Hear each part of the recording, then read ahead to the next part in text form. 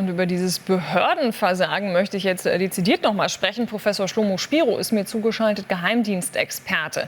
Also offenbar ganze 3 Mal kontaktierten die saudischen Behörden die Deutschen und haben eben vor Taleb A gewarnt. Können Sie sich denn erklären, nach allem, was man jetzt inzwischen auch weiß, warum diese Warnungen offenbar zumindest nicht ernster genommen wurden auf deutscher Seite?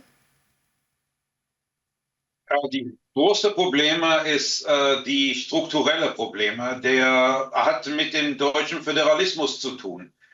In Deutschland beschäftigen sich nicht weniger als 35 verschiedene Dienste mit dem Terrorismusabwehr, nämlich 16 Länder. Jedes Land hat ihre eigene Landeskriminalamt und Landesamt für Verfassungsschutz. Das macht schon alleine 32 verschiedene Ämter und dazu auf der Bundesebene der BND, der Bundeskriminalamt und die Bundesamt für Verfassungsschutz, also die Koordination zwischen 35 verschiedene Ämter, jeder mit verschiedenen Personalabteilungen, Spezialisierungen und Zielpersonen, ist sehr schwierig. Aber das heißt, da würden Sie jetzt schon sagen, im Grunde genommen ist der deutsche Sicherheitsapparat, zumindest auch in puncto Terrorismus, gar nicht richtig arbeitsfähig? Es ist sehr arbeitsfähig und die deutsche Polizei ist sehr, sehr gut bei der Prävention von solchen Anschlägen. Wir erinnern uns natürlich immer an die Anschläge, die stattgefunden haben und vergessen sehr schnell die vereitelt wurde, die präventiert wurde. Es läuft sehr gut in Deutschland. Ansonsten hätten wir solche Katastrophen wöchentlich, wenn nicht monatlich zu bezeichnen. Aber natürlich, jeder Anschlag ist eins zu viel. Das Problem ist, dass diese Struktur, diese föderalistische Struktur von verschiedenen Nachrichtendiensten und Dienststellen, die wurde über mehrere Jahrzehnte nie überarbeitet und verändert. Nehmen wir ein Beispiel von der regionalen Rundfunkanstalten, die öffentlichen Rundfunkanstalten in Deutschland. Vorher war es so, dass jedes Land, groß und klein, hat ihre eigene Rundfunkanstalt gehabt.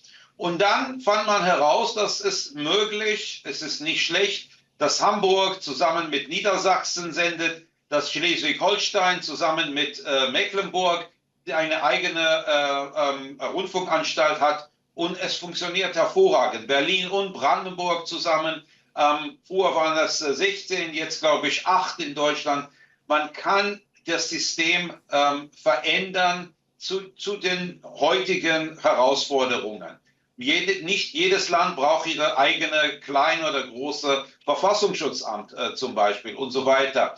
Das kann man, auf Englisch sagt man Streamlining. Und dann wird das System viel effektiver arbeiten.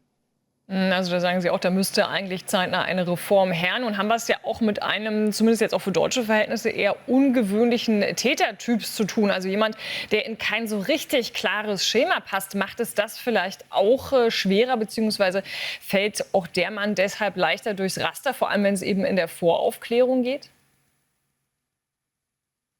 Die Polizei und Nachrichtendienste in Deutschland haben 1000 solche mögliche gewaltbereite Verdächtige auf der Visier. Was kann man tun? Man sammelt Informationen, aber nicht alle können ständig beobachtet werden.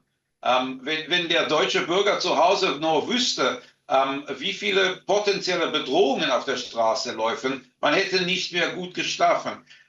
Die Lage ist so, dass nur die ganz konkreten Fälle, also von Menschen bearbeitet und ständig beobachtet werden. Ansonsten ist das unmöglich. Und die Versagen hier in Magdeburg ist nicht nur ein Versagen von Polizei oder Nachrichtendienste, aber auch die Sicherheit vor Ort natürlich. Warum waren diese Wege nicht blockiert mit irgendwelchen Fahrzeugen oder was auch immer? Manchmal die Ersparnisse von 100 € kostet mehrere Menschenleben. Aber das ist auch ja schwer zu vermitteln, auch für die Bevölkerung. Ich meine, wenn man sich jetzt im Nachhinein anguckt, und offenbar gab es ja eben auch viele Privatpersonen, die immer wieder gewarnt haben, gesagt, guckt euch dessen Social-Media-Kanäle an. Da war ja ganz offen gedroht worden, auch immer wieder davon die Rede, dass er Deutsche töten will, auch wenn es um sein eigenes Leben geht. Hätte man da nicht mehr machen müssen oder fällt das dann einfach unter die Kategorie, okay, wir haben den irgendwie auf dem Schirm, aber ist vielleicht ein normaler Verrückter? Es gibt keine normale Verrückte. Entweder ist man gefährlich oder nicht, aber das, was Sie sagen, soll untersucht werden, ganz gründlich, um zu verstehen, wo gab es Probleme, vielleicht nicht nur bei der Informationssammlung, sondern auch bei der Koordinierung gegenüber anderen Dienststellen. Das ist, wie gesagt, eine sehr komplexe und sehr fragiles System von Informationsverteilung innerhalb dieser 35 Dienste in Deutschland. Und da ist noch viel Raum zu verbessern. Aber Ihre Anregung für eine Reform der Dienste, die nehme ich auf jeden Fall mit auch in die nächsten Gespräche, die wir hier mit deutschen Innenpolitikern führen werden. Professor Shlomo Spiro, danke Ihnen für das Gespräch.